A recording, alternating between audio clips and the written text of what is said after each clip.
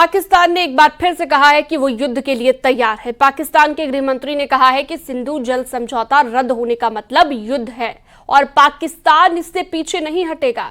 Rawalpindi headquarter में भी भारत को लेकर लगातार मीटिंग चल रही है। जब से जनरल मुनीर को पता चला है कि भारतीय सेना 3 मोर्चों पर युद्ध के लिए तैयार है, उनके कोर कमांडरों में हड़कंप मचा हुआ है।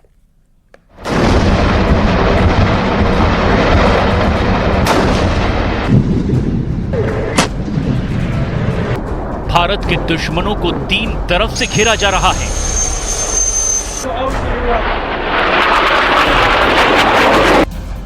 पाकिस्तानी सेना को पता है कि उसे बहुत बड़ा सरप्राइज मिलने वाला है।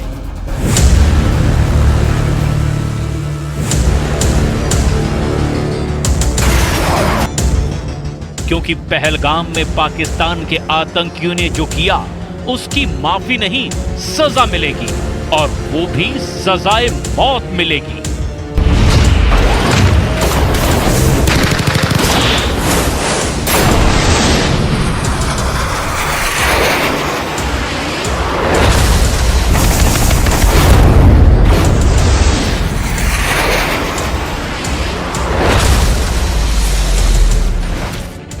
कुपवाड़ा के पास एलओसी पर पाकिस्तान ने गोलीबारी की और इसका उसे जवाब भी दिया जा चुका है।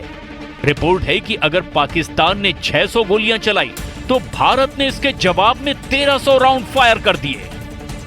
यानी पाकिस्तान को एलओसी पर जवाब मिलना शुरू हो गया है। पाकिस्तान के हर अटैक के बदले डबल काउंटर अटैक हो रहा है।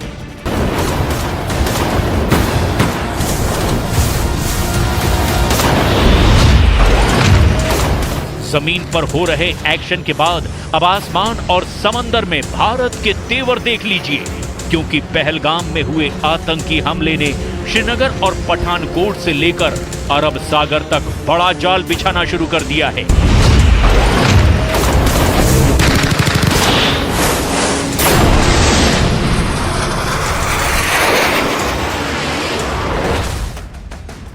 एलओसी से लेकर भारत और पाकिस्तान के बॉर्डर और साथ में अरब सागर तक हाई अलर्ट है।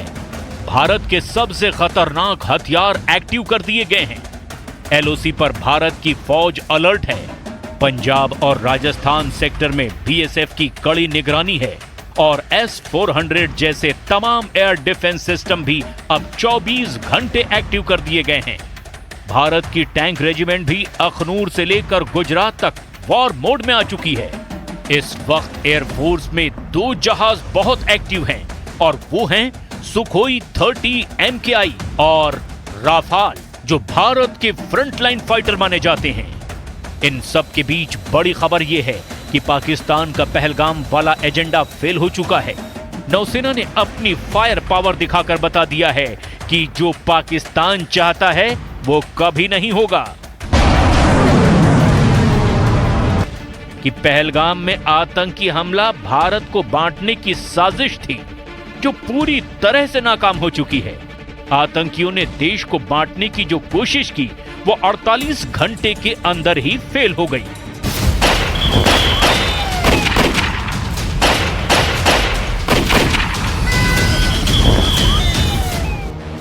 पहलगाम में धर्म पूछकर हत्या करना साफ साफ भारत को सांप्रदायिक रूप से बांटने की कोशिश है और आतंकियों के जरिए पाकिस्तान की रची गई इस साजिश को सीधे सीधे भारतीय नौसेना ने मुंहतोड़ जवाब दिया है।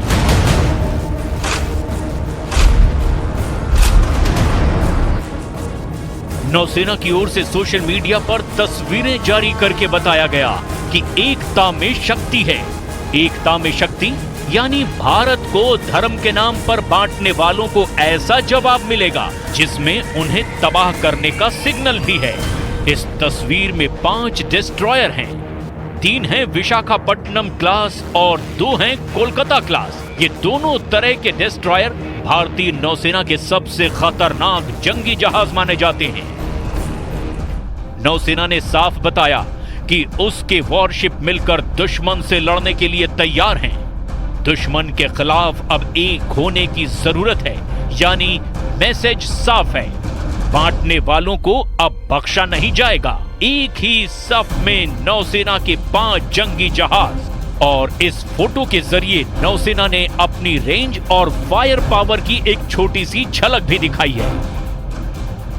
पाकिस्तान के खिलाफ नौसेना की क्या तैयारी है, इसे और डिकोड करते हैं।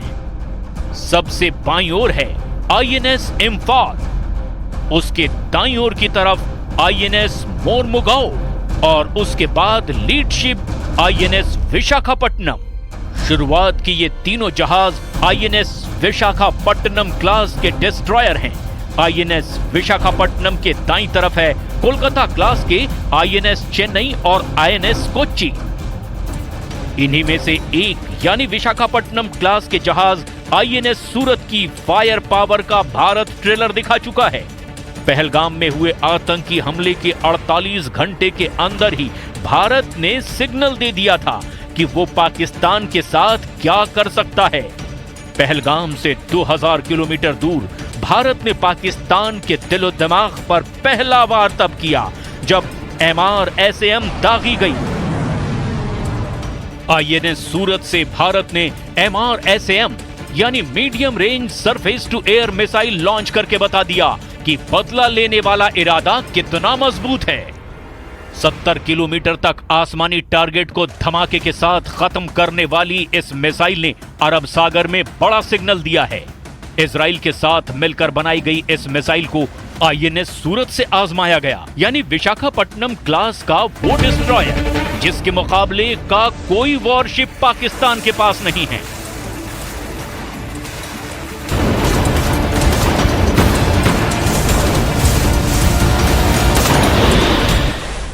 नौसेना अपनी फायर पावर और फॉर्मेशन दिखाकर पाकिस्तान को क्या मैसेज देना चाहता है? वो कराची पोर्ट से लेकर इस्लामाबाद में पाकिस्तान के नेवल हेडक्वार्टर पहुंच चुका है।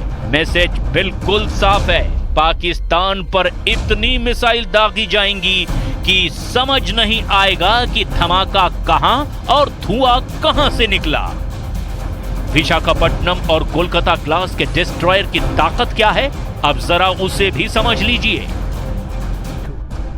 भारत के पास अभी बहुत ही शानदार क्लास के डिस्ट्रॉयर हैं। एक है विशाखापट्टनम क्लास और दूसरा है कोलकाता क्लास का डिस्ट्रॉयर। दोनों ही 7400 टन कैटेगरी के डिस्ट्रॉयर हैं, जिसमें 32 बराक मिसाइल हमेशा लोड रहती हैं, जबकि 16 ब्रह्मोस सुपरसोनिक क्रूज मिसाइल इन्हें बहुत ज्यादा खतरनाक बना देती है। ब्रह्मोस मिसाइल की रेंज शुरू में 290 किलोमीटर थी, जिसे अब बढ़ाकर 450 किलोमीटर कर दिया गया है। वहीं तैयारी अब 800 किलोमीटर रेंज वाली ब्रह्मोस की है। ये ऐसी मिसाइल है जो गोली की रफ्तार से चलती है और इसे रोकना दुनिया में किसी एयर या मिसाइल डिफेंस सिस्टम के बस की बात नहीं है। पहलगाम में हुए आतंकी हमले के बाद अब भारत ने अपने हर हथियार को एक्टिव कर दिया है। सबके टारगेट पर पाकिस्तान के आतंकवाद को बारूदी धमाकों से खत्म करने वाले इरादे हैं। क्या अरब सागर इस वक्त पाकिस्तान के लिए सबसे खतरनाक जोन बनने जा रहा है? अरब सागर में इस वक्त पाकिस्तान को घेरने का सबसे बड़ा प्लान एक्टिव हो चुका है। क्या अरब सागर में ऑपरेशन कटार शुरू हो चुका है? भारतीय नौसेना की रेंज अरब सागर और बंगाल की खाड़ी ही नहीं बल्कि हिंद महासागर के कोने कोने तक फैल चुकी है। पाकिस्तान के खिलाफ अभी मुंबई में तैनात पश्चिम नौसेना कमान क्या कर सकती है, इसका ट्रेलर भारत कई बार दिखा चुका है।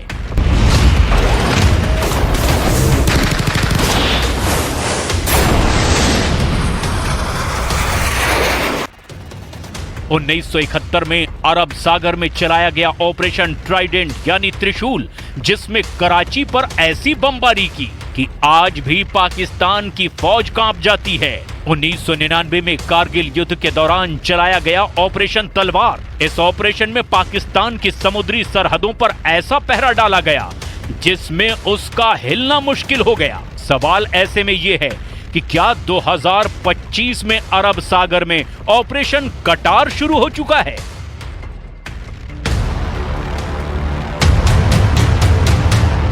अरब सागर में इस वक्त न सिर्फ पश्चिमी कमान के जंगी जहाज मौजूद हैं, बल्कि पूर्वी कमान में तैनात रहने वाला INS विक्रांत भी इसी मोर्चे पर टहल रहा है। ये समंदर पर तैरने वाली ऐसी हवाई पट्टी है जिस पर से MiG-29 के लड़ाकू विमान लॉन्च किए जाते हैं।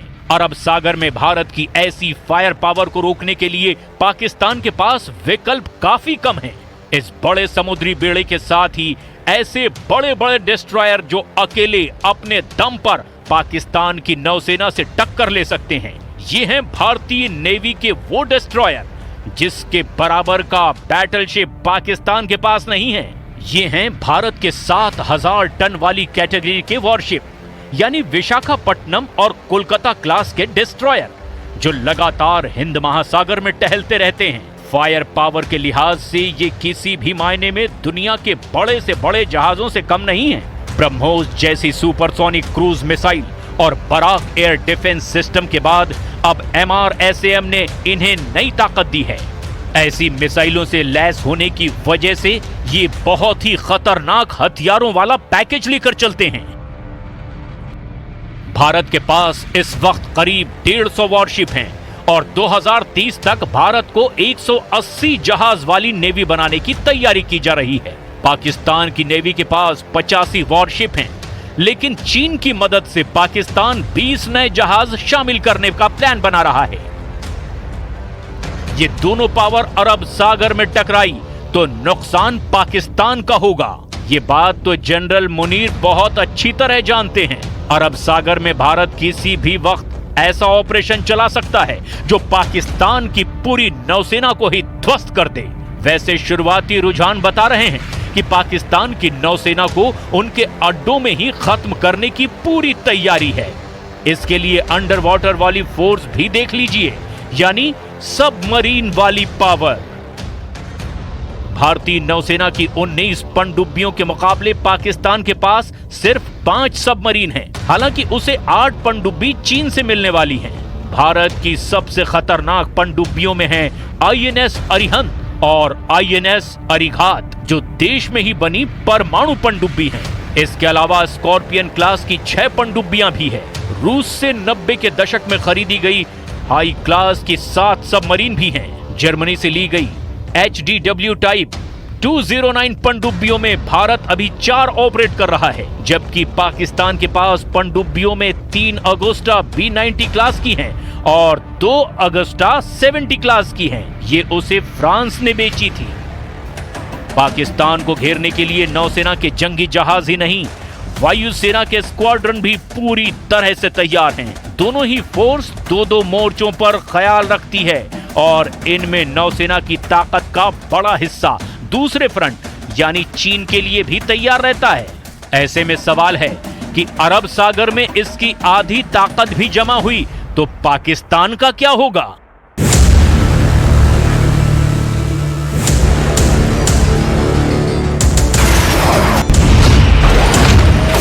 पाकिस्तान को इस वक्त 1971 का युद्ध जरूर याद आ रहा होगा, जब ढाका से लेकर चटगांव और पश्चिमी मोर्चे पर कराची पोर्ट धू कर जल रहा था।